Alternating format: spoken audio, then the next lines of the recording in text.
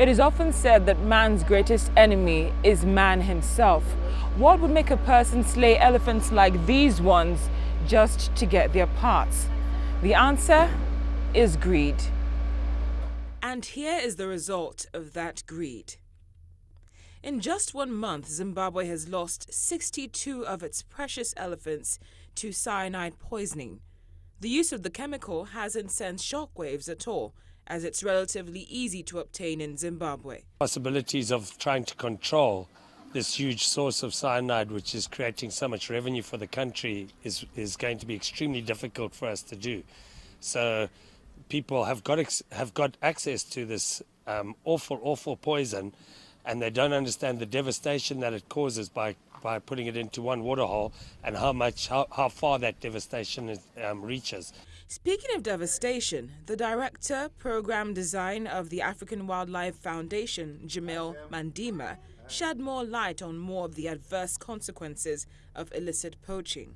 The ramifications of this crime actually transcend other sectors, and we know that the men and women that have a passion for protecting these resources are risking their lives when they're out there patrolling, against very sophisticated poachers.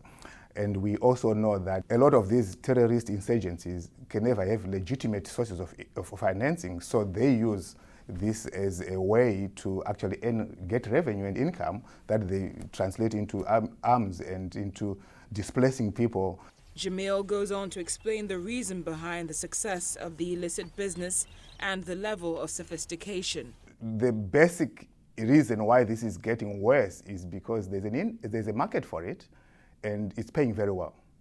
You look at the price of ivory, you look at the price of rhino horn, it's just insane to think that these worthless in terms of what they can do for what is claimed, people are still willing to pay that. And that is why we are really seeing that level of sophistication. And obviously taking advantage of the challenges, real ones, in the source countries where the ability to deploy resources that are adequate to protect is obviously constrained and limited. And criminals take advantage of situations, and that's what we are seeing now. But what exactly is the way forward?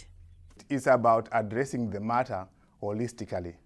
And what we are already doing is really looking at how do we ensure we can stop the killing in the source countries where these wildlife resources are, which means ensuring equipping the rangers and scouts adequately with basic things like their uniforms, their camping materials, the firepower they require, the rations for them to go out, and then high tech on how best to deploy efficiently. So that is critical, and then having backup aerial surveillance so that you can have very quick responses to emergencies. Now this is what attracts poachers to elephants to begin with, their tusks.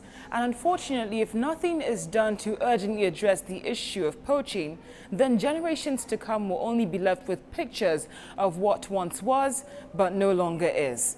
From Washington, D.C., Cynthia Are, Channels Television News.